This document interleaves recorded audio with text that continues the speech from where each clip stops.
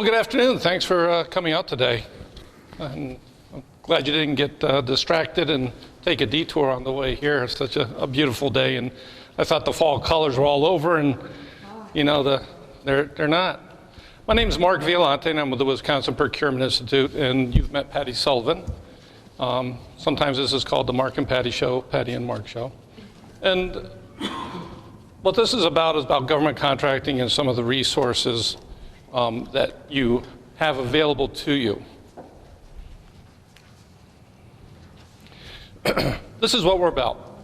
A lot of companies, as they're looking to grow, they're always looking for new markets, new customers, and those opportunities. And you hear around the shop, talking to a friend, wherever, that you should sell to the government. And then comes the big question of, well, how do I do this? Because a lot of times there seems to just be a massive hurdle between the two of putting it together. What's the process? We come from part state and part federal. Back in the first Rust Belt, back in the late 70s, early 80s, it decimated the machine shop, the tool trades, the foundries. And when those guys went out of business, it's essentially cut the supply chain to the military. And thank you. And as they went out of business, a lot of them had the skills and the knowledge, and a lot of times the specialization, so that they couldn't be replaced, and it's threatened the supply chain. So Congress put together what's called the Procurement Technical Assistance Program. It's written into U.S. code, and the Wisconsin Procurement Institute is one of the PTACs, the centers which provide the service. This is the formula of how we can provide the services and the resources free of charge. Wrong way. There are centers in just about every state. This is a DLA, Defense Logistics Agency. They are a program manager, so they manage the program. You may have heard of Small Business Development Centers, International Trade Centers. Their program manager is the Small Business Administration. This is a national organization, so if you're talking to any suppliers, customers, and they're looking for assistance and they're not located within Wisconsin, just let them know that there are ways that they can get the same type of resources and assistance where they are. And if you ever need to get somebody in contact with one of these folks, you can call Patty, you can call myself. We'll be glad to help them get together with the right person. We do a lot of training, because that's what it's all about. A lot of it's the knowledge, it's the information, it's seeing the process. A lot of times there's a specialization of interest and of needs, whether it's understanding information technology and the criteria of protecting it with the government. And if you're a prime and you're subcontracting, you're actually, to some extent, responsible for that subcontractor and their information technology and any potential breaches. You're also responsible for flowing through contracts and contractual clauses. So we can help with all those nuances of doing business with the government. And for the manufacturers, as you see, we have a larger government manufacturing conference coming up, and I think one of our key speakers is going to be Oshkosh. Because one of the ways into government is to be a subcontractor to a prime. Where that comes about, and I don't truly address that all within the slides, when a federal prime, which is a large business, has a contract for over $650,000 for a product or service, or $1.5 million for construction, written into the contract is what's called a subcontracting plan. And they have to then work with small businesses to meet that. And sometimes it's a pretty hefty hill that they have to climb.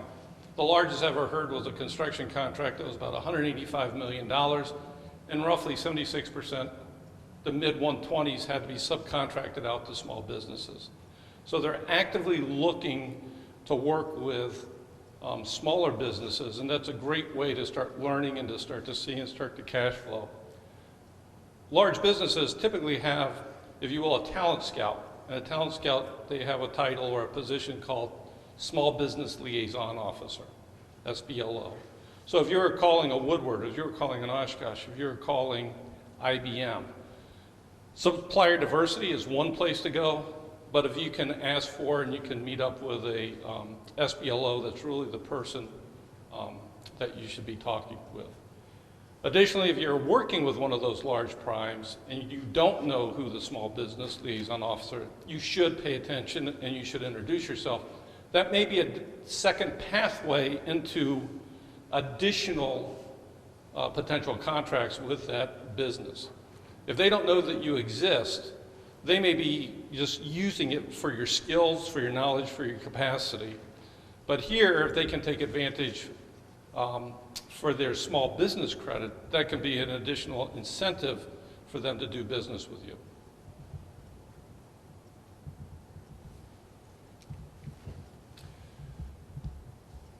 For the areas, these are the three things that helping companies with the public sector does.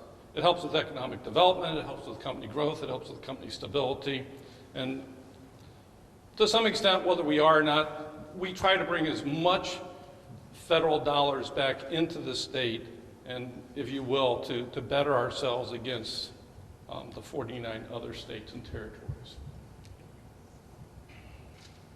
If there are 6 areas that I would recommend companies to look for and to focus on, it would be these.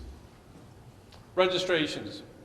Whoever you're working with typically is going to have some type of registration process. You have to have that visibility into their system. You have to understand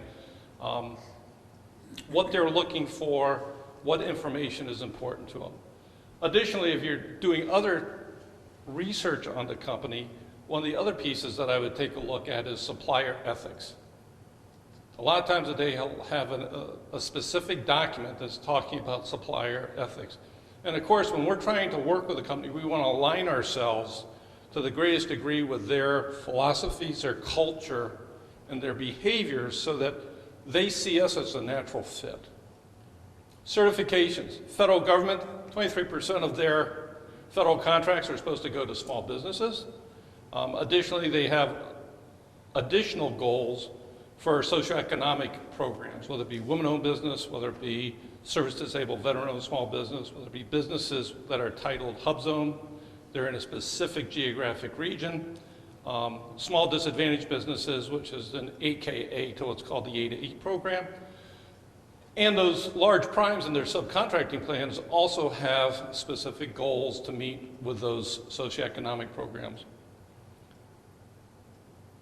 2 basic questions that need to be answered with respect to this program is who owns the business and who controls the business. So ownership is generally 51%. It's not 50 point, it has to be 51%. Within Wisconsin, that can be a dicey situation since we're a community property law, a community property state.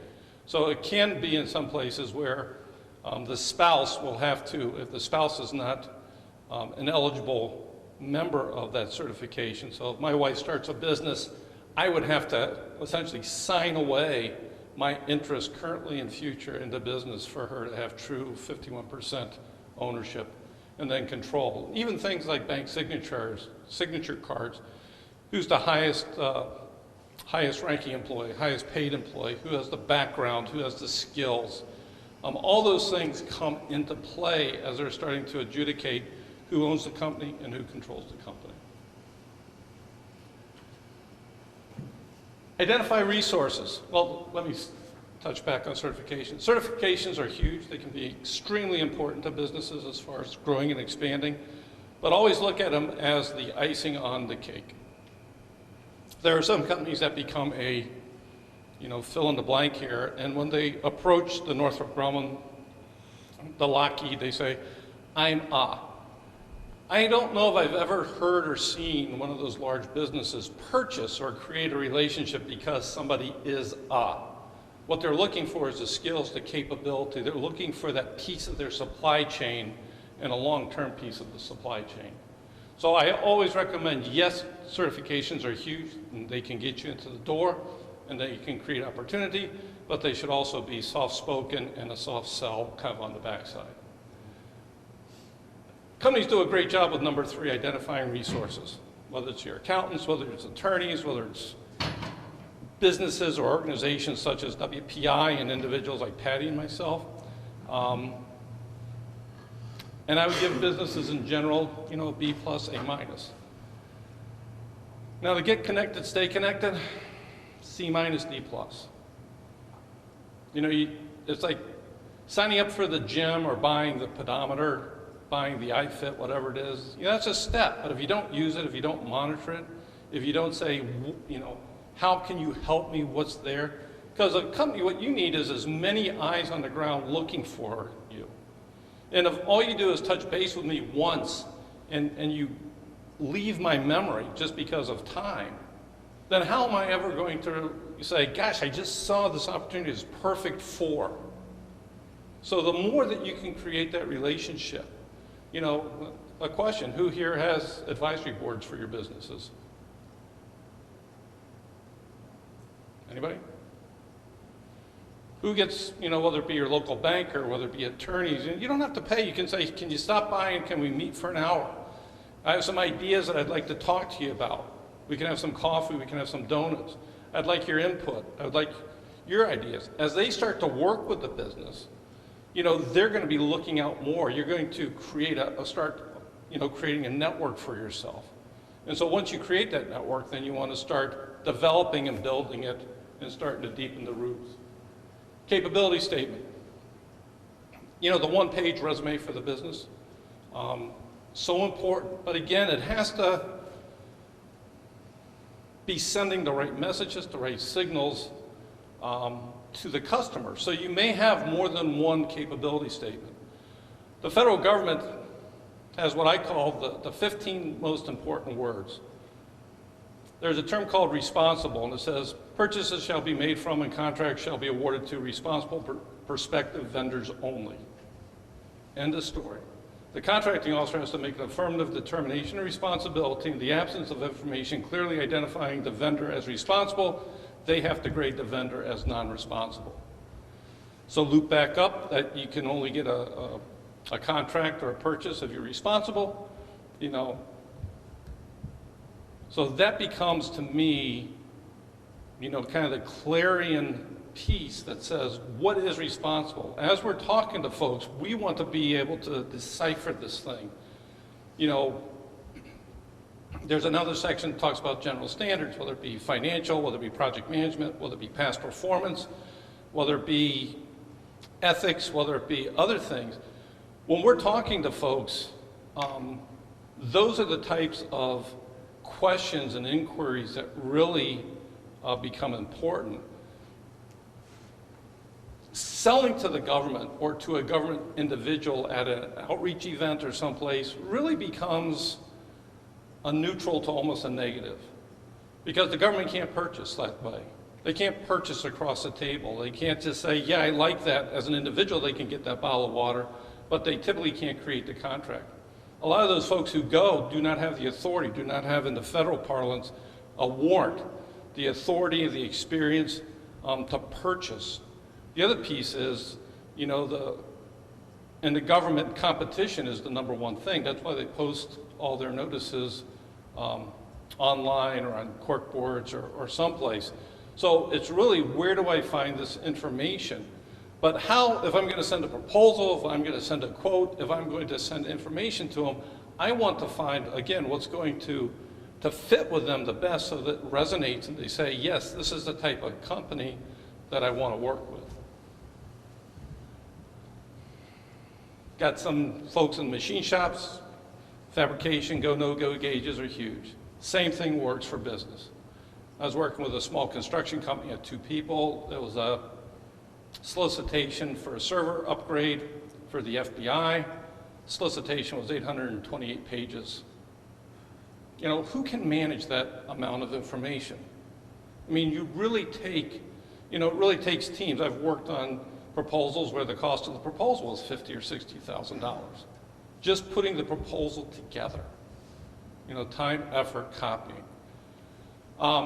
So really just finding that very succinct and acid test. I've had guys, you know, 2 guys that keeps coming to mind. One left as a senior individual at Baxter, another left Nielsen Company. They formed a company. Been in business for 2 years. In those 2 years, they generated a total of $180,000. Hey, Mark, there's this opportunity out there for, for this. It's an $80 million job.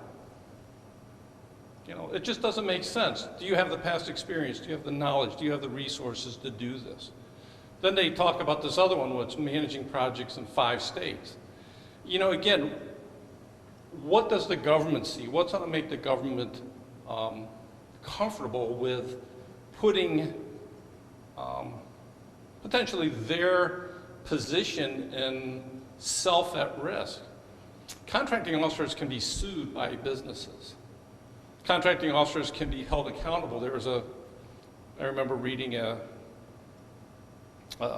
digest. It was a multi-year contract for a commodity. It was like a gravel or something. The contracting officer was pressed for time, didn't do the due diligence on the commodity pricing for the option year. The option year pricing had decreased significantly. The contracting officer awarded at the base year price. The contracting officer gets taken to their equivalent of a tribunal and walks out about $85,000 lighter in pay and benefits. Personally responsible for their decisions. The other piece is that a lot of folks will say, we'll mod this or we'll do this and the price will go up. Well, no, there's kind of into the weeds a little bit, but there's something called the Anti-Deficiency Act. The federal government cannot spend money that is not appropriated. So, the trucking company that was delivering gravel, they created a price for, let's say, 100 tons.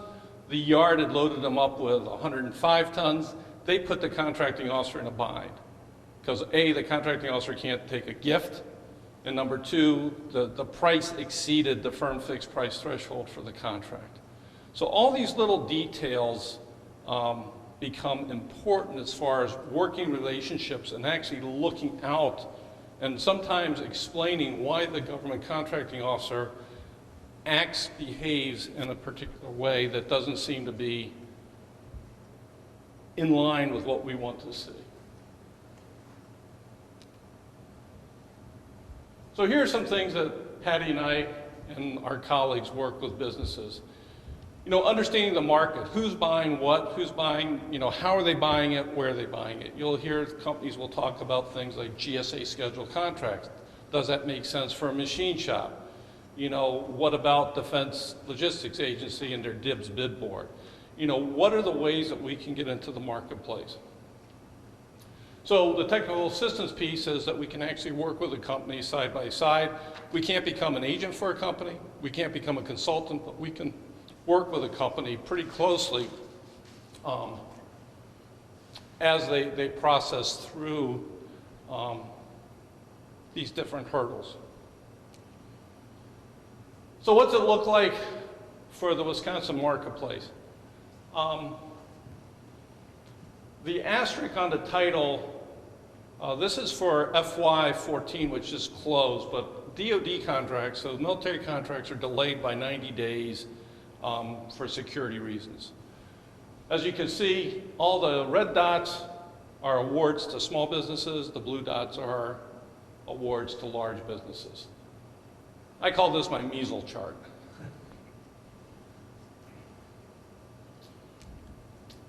Mark, you're going to give us the definition of small, larger?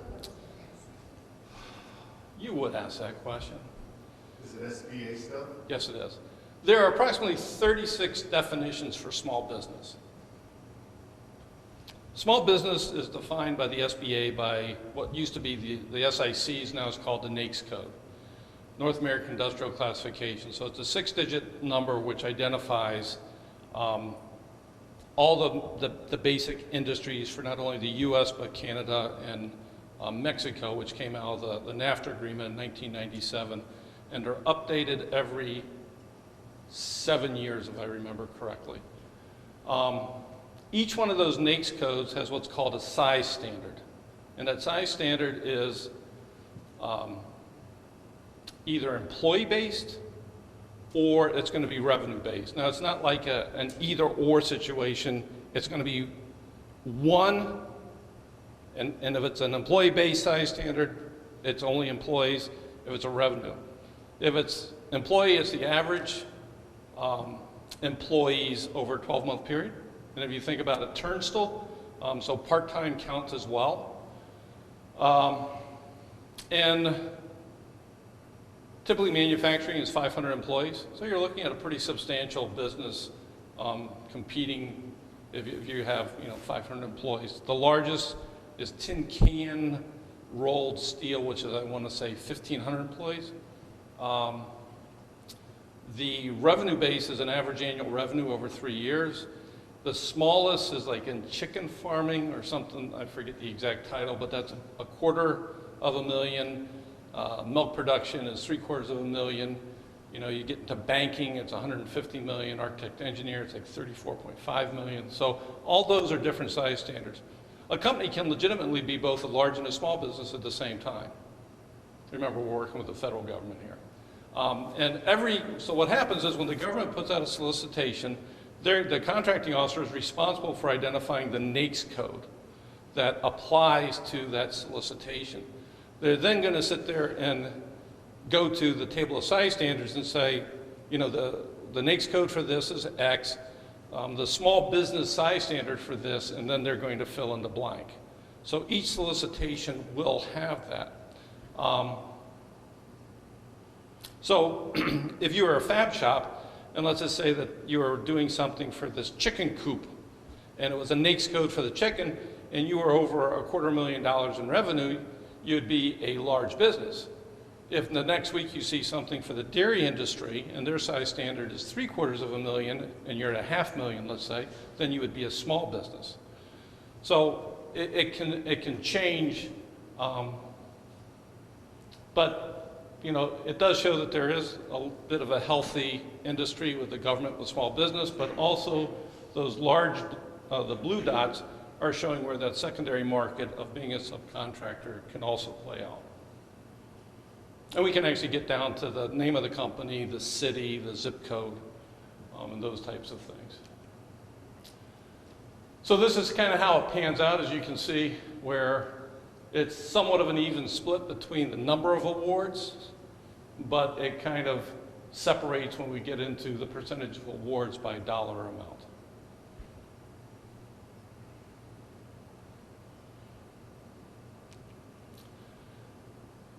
The thing I want to point out here is that look at the number of awards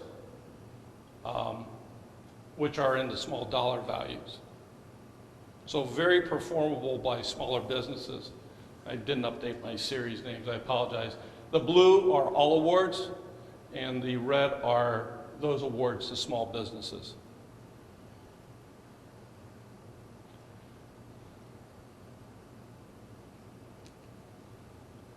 Here are some popular items. The number on the left is the NAICS code. The next column over is the description. And here I sorted them by the number of purchases, not by the dollar value. So that's why you see on the value that irradiation apparatus manufacturing has a huge dollar value, and it's not listed as number one. In Wisconsin, there are approximately 665 different NAICS codes for purchases. Overall, there are about 8,134 contracts awarded for FY14, at least, which were listed when I pulled the data.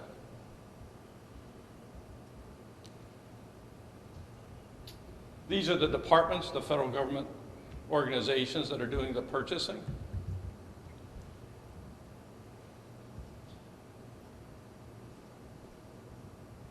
And with each one of these, the things that Patty and I can help companies with is actually drill down and to say, for the Department of the Energy, specifically, what are they purchasing? What NAICS codes? Who are their primes? Who are the companies that are being awarded these contracts?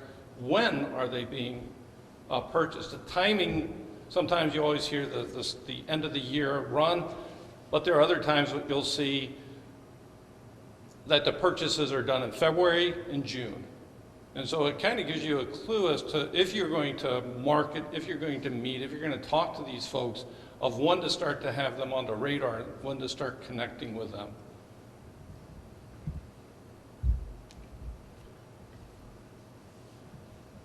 Not only is there an opportunity at the federal level, but also when you start getting at the state, the county, the local level, there's a lot of vibrancy there also. Whether it be, the small welding company that works with the DOT to repair their snowplow blades, or the manufacturing that they need to do. It could be, the universities, and this is where I said of understanding the customer and making sure that the language connects. But a machine shop working with a university, let's say UW-Madison, may not want to sell themselves as a machine shop, but maybe as an instrument maker. Because their physics departments, especially if they're working a lot with Department of Energy and they're getting contracts or grants to do the next generation of physics, they need to develop instruments that don't exist. And so that's where, and I work with a fab shop, that's exactly what they do, and they're working. And so then you can sit there and say, well, the UW-Madison is working with DOE to do these physics. What about the other institutions that also get these large federal awards? Should we be trying to get on their registration list and start competing? Because again, typically there are no geographical barriers to a company competing. The government's going to say who's qualified, who has the capability, and they're going to look at the almighty dollar and who can do this. The other piece, when I said is get connected, stay connected, not only with your resources, but with your customer. This company that I mentioned, they were actually looking at letting this contract lapse. They've done a little bit for them, should we go back? And it's like, well, it really seems that there's a lot of opportunity there. They reached back out, and it just happened to be the timing was perfect, and they got a very nice order for the shop to do another project for that lab. When you're working with the government or sometimes with that public entity, just know that they're going to have specific needs and requirements, whether it be how do you get paid with wide area workflow, when you're shipping, the radio frequency identification requirements, the packaging requirements. The other things that we can talk about is when you're doing this, also know that in some cases, the packaging can be more expensive than the product itself. And why? Well, I was on a young pup auxiliaries officer on the USS America, and we had the B end of the boat and aircraft crane that blew out. So they had to find, this is in 1982. It's amazing how you remember these things. And somebody was coming back from shore leave, and they said, well, the B&A crane went into the water, and I'm thinking of the fall block, the place where the hook hooks up to whatever you're going to load. They're like, well, it goes in the water all the time, no big deal. The crane actually was down in the water. So they found a replacement part that was packaged 20 years ago in the original crate, in the original Cosmoline. So they break it out, they flush it, they test it, we install it, and it works. Well, how many times had the carrier gone down to off Vietnam, and how many times had it gone up in the North Atlantic? How many times had that box been offloaded for either a selective overhaul or a complex overhaul? In other words, how many times had this thing been moved, jostled, hit, and how many different weather conditions? And through all of those iterations, it still maintained the integrity as designed and required by the specification. So sometimes when you're saying this doesn't make sense, I can do it a lot cheaper. And that's a lot of times that I'll hear somebody say, the government's getting ripped off, we can do it this much cheaper. But when you factor in all these different pieces, whether it be the radio frequency, whether it be the packaging, whether it be the way to ship it, all those different things, it can explain, and a company should be factoring those in and balancing all those costs with trying to maintain your competitive stance. But if you don't look at it that way, it can be a rude awakening when these requirements come to pass and you say, well, who's paying for this? So you want to make sure that you're absorbing all those costs into your bid or into your proposal. Which is just a great way of saying that, everybody says, go after government contracts, they're great, go after. Yeah, there's a huge number of them, there's a lot of opportunity. The government's a great payer, it's a great opportunity for small businesses. But unless you know what you're doing, you can get yourself into trouble sometimes. And that's where you're getting your resources. I'm not just saying that it's Patty and myself, but it can be, it can be a business consultant, it can be an attorney, it can be an accountant. It's going to be those individuals who you trust that can help shepherd you through this process. And I think that we got a couple of companies that have dipped their toe or taken the big plunge a few times into government contracting. Any comments? Well, there's definitely a lot that you have to understand about it. I mean, when you talk about the technical data packages, just even going through them to bid a contract, I mean, we'll have, sometimes $10,000, $20,000 of time and engineering involved in bidding it. So when you think that you can just jump in because you have a capability of making a certain product, there's definitely a lot more to know and to think about. Very true. And then if you don't win, it's not like they send you a courtesy check for your time and efforts, so it's, you have to, you have to be prepared and you have to be a viable supplier to actually win the contract and then fulfill it, if you want to spend that time and your resources just going through the process of it in the first place. Very well said. The other piece that I would say along with that, when you talked about the cost of getting involved, a lot of times smaller businesses don't, using my terms here, have a formalized costing system. A lot of companies kind of do it off the hip. A good example of that was a gent that was doing a contract with the VA. It was for pressure washing, nothing high-tech, nothing, but it was a lot of labor, and the VA would sometimes maneuver things around. His name was Bill, and I said, hey, do you want to go through the costs or anything? He says, I got a cost. He says, I got a price. Got it all set. What are you thinking about? I said, $40,000. He said, how'd you get it? He said, just felt right. It just seemed like, if you say $10, it just sounds right. That's it's good. 40,000 is a lot, especially when he was talking about, the times that they would show up and the VA would say, come back tomorrow. Well, who's paying for that mobilization? All those little nuances of, doing business, and, how do you grow and how do you know if you made money or not? I had a guy that was in the janitorial services, and he bid a contract at $110,000. Winning bid was $11,000. Okay, maybe the first time through you could say, Joe made a math error. So then there was a cleanup at the Great Lakes Naval Station. They built this whole series of barracks, and it was the post-construction cleanup. He bid something like $44,000. The award came in at $4,000.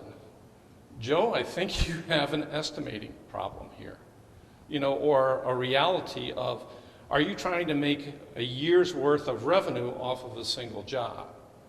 So how are you actually going to be doing these things, and how do you put together your costs? And oh, by the way, are you running one set of books or legitimately two sets of books? Because with government costs, you have the three tenets. A cost has to be allowable. It has to be allocable. So it has to be able to go to an account. So, the first question is, do you have a chart of accounts? And it has to be fair and reasonable. So even if you're subcontracting out, the government can come in and say, how are you getting those prices? But if a company is doing an in-year overhead has entertainment expenses, well, that's typically marketing, and the government that's a non-allowable expense for government contracts. So that expense has to be backed out of overhead for a government contract.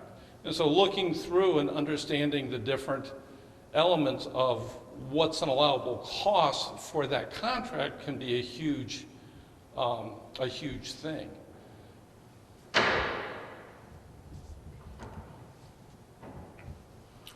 And this is why I think that everybody needs to have the resources and the team, whatever you want to call it, that the one-person show is going to be just almost too hard to do.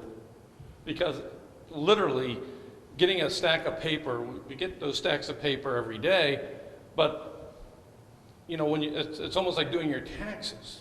And it has the same importance of doing your taxes in the sense of when you're submitting something, that's an official statement to the federal government. And if, you know, they come out and they say it's a false official statement, well, now we got trouble. So I think the teamwork, the resources, and it doesn't mean growing your company, it doesn't mean trying to bring on expenses, but it really means, as was mentioned, being selective, and my words was developing a go, no-go strategy of what really makes sense, how to approach this marketplace, how do I make those initial steps? You know, do I want to go after the $50,000 job, or do I want to go after the, you know, $5,000 job or the $500 job? Now, one of the nice things with the federal government is, and I didn't check on this, but up until August, the president signed a presidential memorandum for 15-day payments to small businesses and to businesses overall.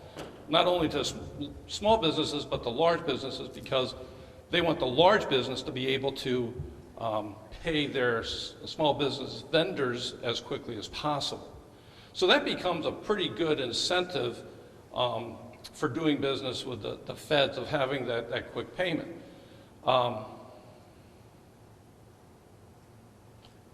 On the norm, the government is about 21 days, so even that isn't bad. They also have the Prompt Payment Act. In other words, if you put in what's called a proper and correct invoice and it lapses over the 30-day period, then you can actually charge the federal government interest for the amount due. The other piece, if you are a sub to a prime.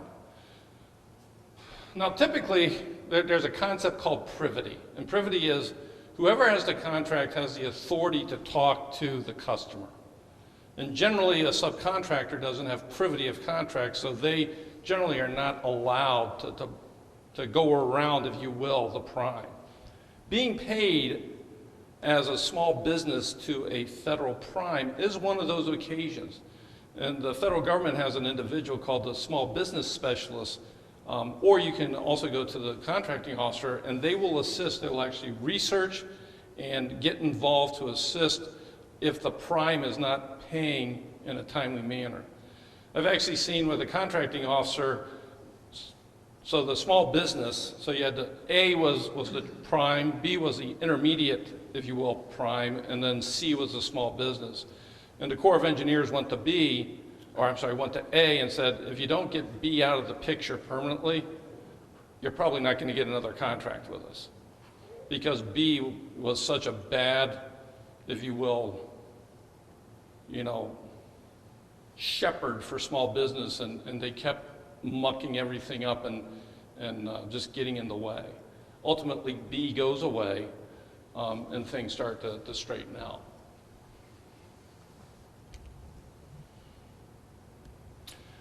I mentioned training, and I showed that slide. One of the other things that we have is a bid matching tool.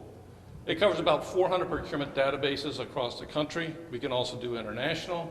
It puts in a search criteria that we develop with your assistance, and on a daily basis, it searches all of those procurement databases. When matches come up, those matches are flagged and they're emailed to whoever you want them to go to. It can be you, it can be other individuals within the company. The criteria is very malleable. In other words, if we start to see that it's generating a bunch of noise and a bunch of junk, we can start to try and identify what's creating that noise and that junk and figure out a workaround or a way to filter to include other terms or to remove terms so that you're getting a more pure stream. One of the biggest challenges I ever had was a guy named Ed. Now he's retired and he worked for a distributor in hydraulic and pneumatics. And he kind of did 3, 4, maybe 5 times a year. It was really sporadic getting contracts. And he came to me one day and he says, I don't want to see a bid match notice that I can't bid on. That's a pretty tall order. And I don't know how long we worked on it. But as I remember in some of the records, at one point in time, if I'm not mistaken, he did 14 straight months of awards. So I don't know if we ever met his test of, you know, I only want to see those I can bid on, but we certainly improved the quality of the bid match, both through his research, his time, a lot of calls between us of trying different things out, but really working to get a bid match stream that was beneficial to him. This bid match thing? Yes. How, is that something, the service you provide, that Yes. we contact you and we say, okay, these are our capabilities, and then you would then send us information on contracts that are being let or being let out to be bid? Just think of doing a Google search and you try, you know, trailer, or you do, you know, fabrication. And so we put together, and it can be a single term, it can be 100 terms. And so what we're trying to do is to create what I call the butterfly net, to go out and to capture, for you guys, it could be national stock numbers, it could be NAICS codes, it could be looking for a special alloy, it could be looking at, you know, any number of items or, you know, items coupled together that are going to, you know, capture that opportunity. What databases are you looking at for those contracts? FedBizOps, DLA, I want to say FedConnect. NECO is a subset of FedBizOps, but it also does some unique stuff below 25,000. Single face to industry. So if we're already driving to all those and have our criteria put in. But then you're missing about 390 other databases that exist in the world, Okay. in the US. So, We can also tailor it if you just want to do statewide and you're not ready to go national, we can tailor it for your geographic location also. so the big thing is the number, like the 400 procurement databases, and those aren't just federal, those are state, they can be county, they can be municipal, they can be, you know, there's one that's called WSCA, Western States Contracting Alliance, and it's 16 Western states that pull together to do contracts. So you have not only, if you will, true public opportunities, but it's what I call quasi-government opportunities as well. And so you're just, again, trying to do that broad sweep, and that's why I call it the butterfly net. You know, you don't want it too small so that you're capturing everything, but you don't want it, the net's too big so that the good opportunities are passing through.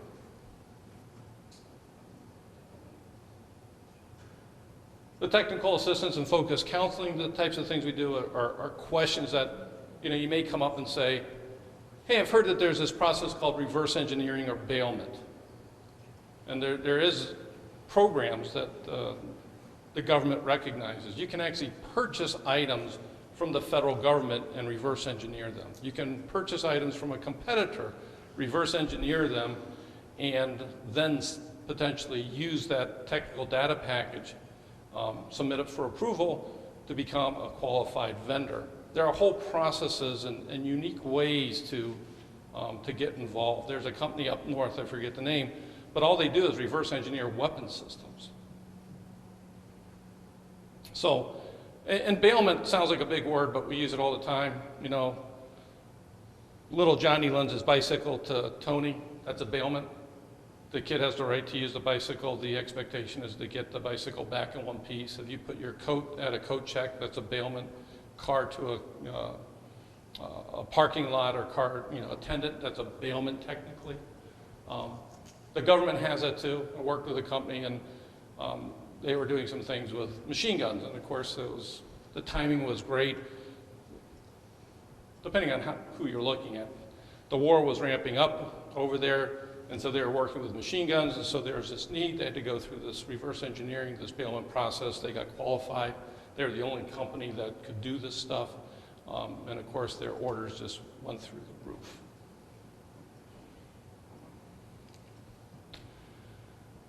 Going back to what I was saying about the different agencies,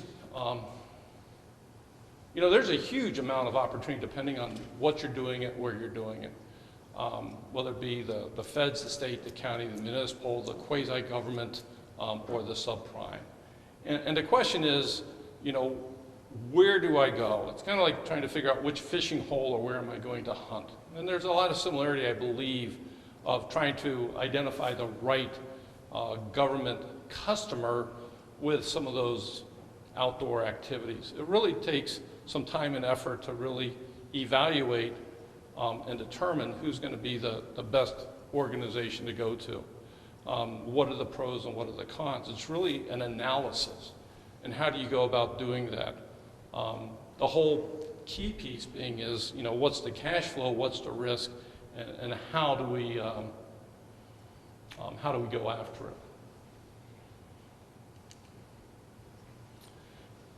For the DoD or for the feds, these are probably the most iconic symbols that we think of when we say selling to the government. You know, the Army, the Air Force, the Navy.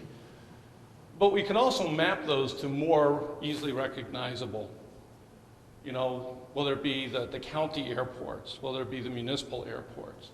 You know, they build the tower, you know, up at CWA right south of Wausau, and they just, you know, we're going to build a $32 million tower.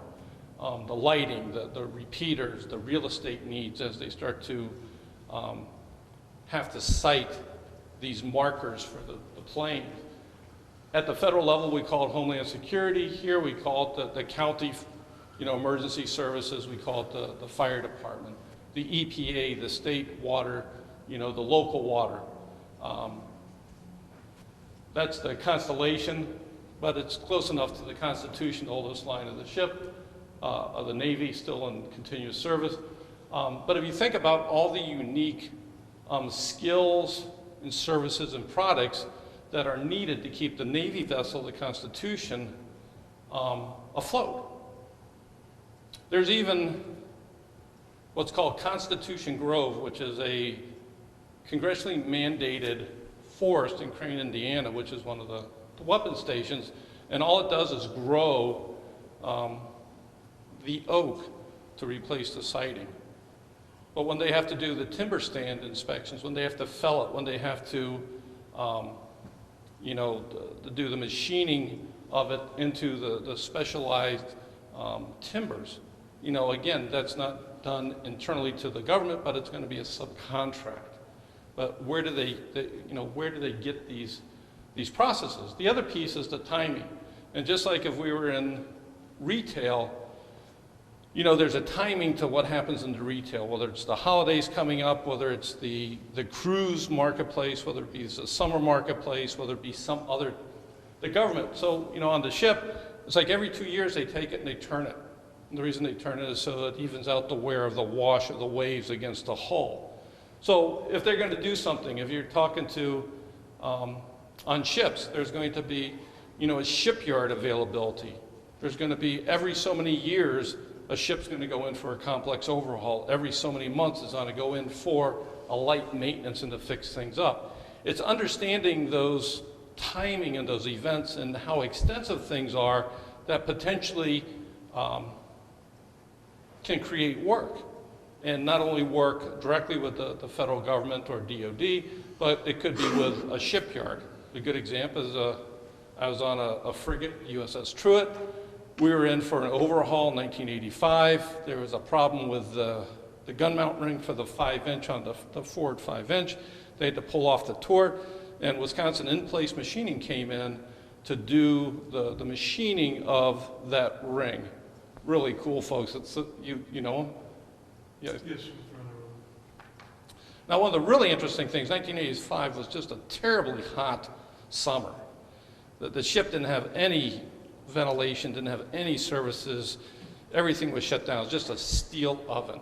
I remember being in the log room, which is the administrative office for engineering, at midnight, and it's well over 100 degrees.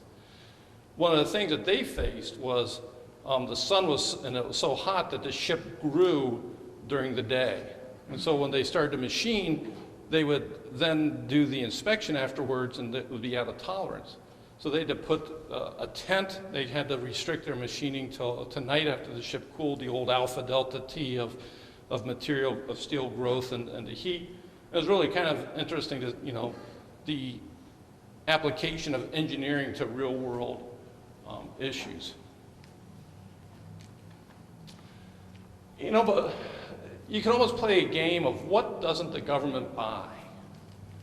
And when you take a look across all those different levels, whether it be, you know, the post office still delivers mail into the Grand Canyon using mule train. Department of Interior had a concessionaire contract for small package delivery into the Denali National Forest.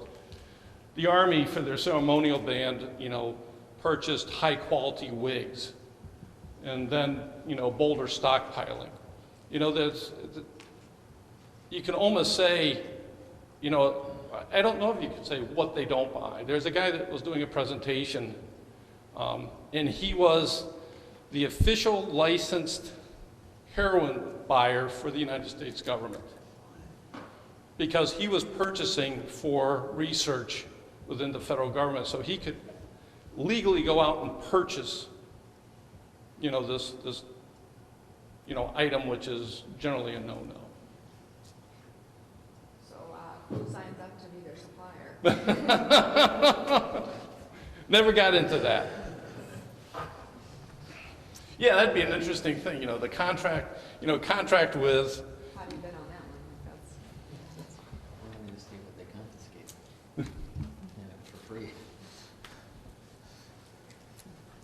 and that, outside of some questions, is questions? Yeah, I kind of noticed, looking at some of these government, you know, you bid on something, they go way out into the future. I mean, you know, we've got one out through 2025, and they want quotes. We don't know if metal's gonna be tomorrow. And I guess I kind of have a hard understanding why they need that far out. And of course, you can always have a revision, but it's a lot of work on our part, that's all I'm saying. You know, Do you know who posted the notice? Oshkosh. Oshkosh. For 2025. Don't have a clue on that one. A lot of times, and with the federal government, I guess what's standard that you've seen? 5 years out? I want to say legally, I thought that there was a legal requirement that they couldn't go outside of GSA contracts out 5 years. is it possible it was a typo? Have you seen any others that were that far out? I mean, one is Yeah. next to me, it was out to 2015. It's crazy. I'm like, gosh, we're not gonna be in 2025. Quote stuff right now, don't want to start till 2017 or 2016. Yeah.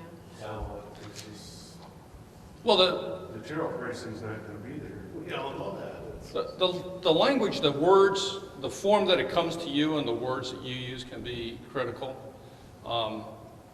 So for the federal government, there's a huge difference between a quote and a proposal or a bid.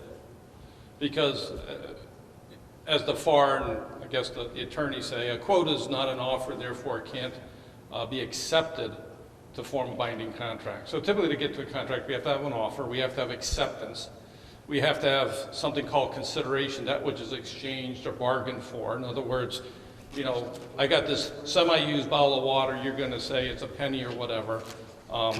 So there's offer and acceptance, it has to be legal purchase, and we both have to be of an age or of a capacity that we can enter legally into a contract.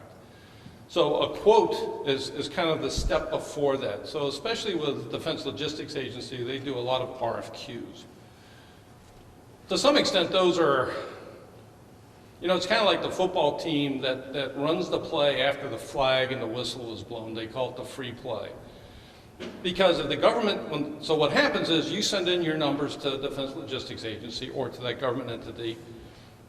They select your quote. They send you back their documents. That is the government's offer to you to perform work under specific terms and conditions. You have the ability to either accept or reject that offer.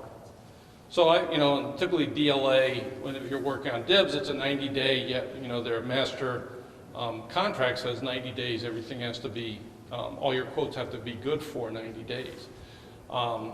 So what do? Well, was it 2004, the metal markets went wild, and I had a bunch of machine shops that they'd bid, they'd do it, and the price had gone 60%. Well, they could sit there and say, no, we're not going to accept this, and you don't get any mud on yourself. So it can be important. The other piece to that is that if you're doing something with suppliers, of making sure that they understand the time, for potential award, and that instead of a 30-day price, you may have to ask them for a 90 or 120-day price so that you're protecting yourself. Now, they may say, hey, there's more risk, there's more unknowns, our price is going to go up. Well, those are some of the things that you have to deal with. But to go in there and to get 30-day prices knowing that they're going to expire by the time that a potential contract is almost like driving into a brick wall. It can really hurt you. The other piece is that with many of these contracts or solicitations, there's what's called flow-down clauses. In other words, the government says these clauses have to be pushed down to any of your subcontractors if these conditions exist. E-Verify. So if you have a subcontractor and a potential subcontract of $5,000 or more, I want to say the E-Verify clause has to be pushed down to them. In other words, they have to, if they haven't signed up, and they have to validate that everybody is acceptable through the E-Verify system. There are other clauses like that that have to be into the passed down. So is there any monitoring of the subcontractors? No, but if DCMA or somebody came in to review and they say, well, how are you doing this? I would think that they'd expect to see that in your contract file of how do you go out and what did you push down, because it's a shall, not a must. The difference being shall is imperative. I'm sorry, it's a shall, not a should. It's shall or must are the imperatives, they're the absolutes. The shoulds are the permissives. In other words, it's a good idea to, double knot your shoelaces type of thing. You don't have to, but it's just a good thing. But you're absolutely right. The other piece is just know that the feds, they have folks who are monitoring the pricing markets. They're getting like the American metal market daily. When that 2004 timeframe, I was part of a group I was on that feed on a daily basis. And so just know that they're really trying to stay on top and specifically not do things kind of blindly. The other piece is if you're at outreach events or you're talking to folks, it doesn't hurt to ask those type of questions and just say, hey, the metal markets are behaving kind of strangely. How do you see this impacting? Because, they have typically the government wants to do a firm fixed price contract because it puts all the risk on you and the least amount of risk on them. But there also is a type of contract, a firm fixed price with economic price adjustment. So if a contracting officer or body can see that this becomes, the most beneficial process, maybe they'll throw that in as the form of contract, and it gives you maybe a little relief. You don't get that from Oshkosh. No, this would be doing directly with the feds.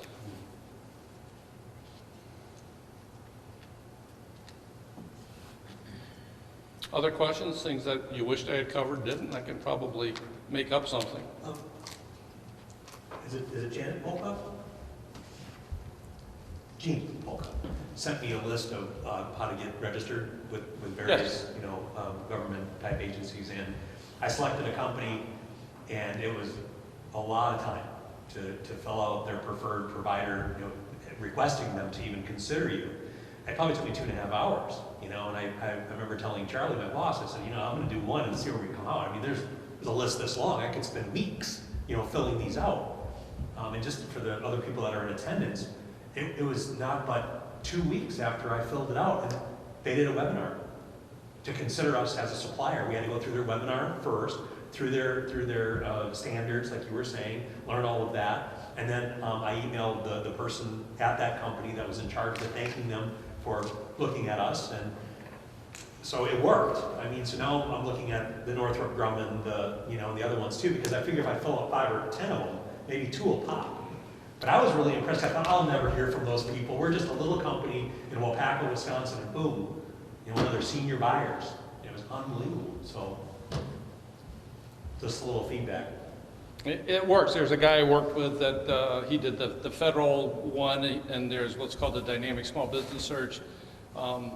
Sometime later, he got a call from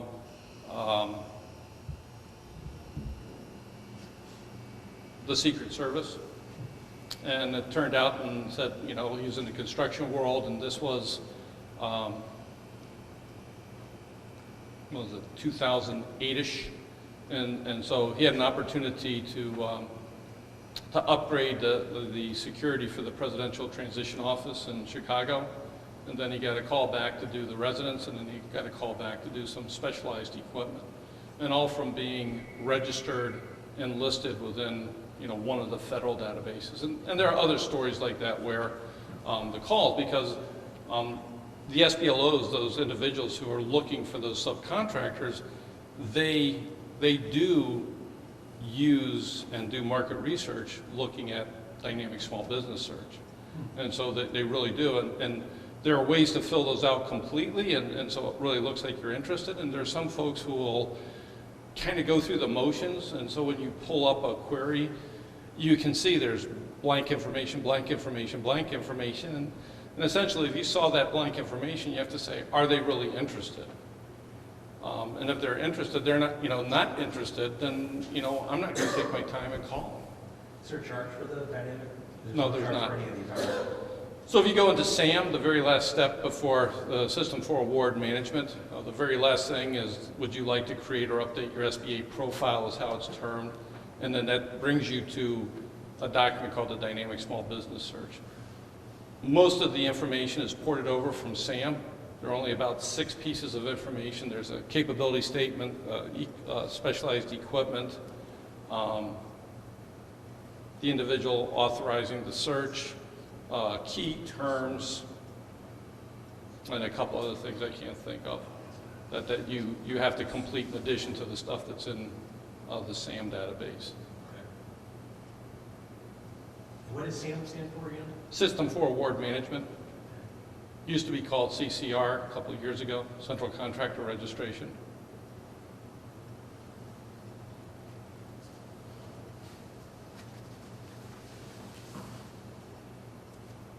So the big requirements there is that twice a year you have to update your password, and then once a year you have to go in, take a look, validate all the information, and then hit submit so that you refresh it.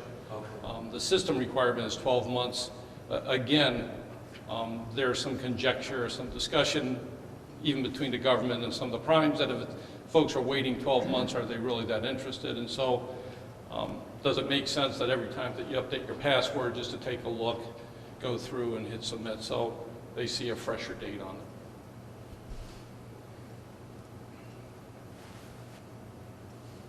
The other piece that I recommend with that, sometimes it could be short cycling, but how do you align all your different registrations into a central time that coincides with something with the company? I mean, so that you're doing things, and if you're doing things, administratively at this point in time, does it make sense to bring in SAM and other things to that point in time instead of having kind of an outlier where you have to say, oh, yeah, I forgot I have to do that today.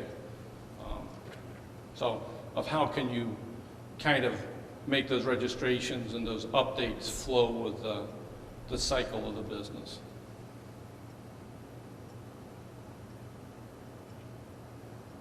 Well, the other big things I would say is just to be aware of. I kind of mentioned it kind of softly, and it was there is a growing requirement for information security, including networks. A lot of stuff that companies are doing, especially in the machine world, potentially can hit the threshold of a dual-use technology or ITAR. And a lot of times you have to look very closely if something is even coming from the DoD. And if that's the case, you have to really then scrub who your even folks in your business, but who your subcontractors are, and to make sure that they meet the criteria to receive that information. And so that can be, if you want to read a real interesting book, it's called Operation Shakespeare. It talks about a sting against a Syrian individual who was shopping for components in the U.S. and then bringing them back to the, I'm sorry, it was an Iranian, bringing it back for the Iranian military. And sometimes the dual-use technology could be something like golf clubs. There's a guy in Florida that got a huge order for titanium golf clubs. And so as he did, it was out of the ordinary. It seemed kind of bizarre. He called the right authorities. It could be FBI, it could be Department of Commerce. Turned out that it was a foreign government trying to harvest the titanium for missile nose cones. There's another guy that's like sitting in prison because he got a huge order for motherboards for a cell phone. And it turned out that one of them was used in an IED as a trigger. So that's a dual-use technology, something that can be used both in a commercial setting and a military setting. Even if a bolt is designed specifically for a tank, you may say, well, geez, this is just a grade 8 bolt.